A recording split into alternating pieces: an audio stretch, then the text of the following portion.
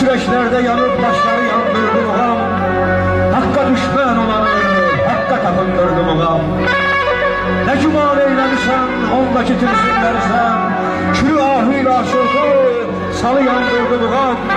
Ağam o kadar kendisi bir hatire, bir kalmış da kesilen yolları bildir. Kesilen yolları bildir. Bizlere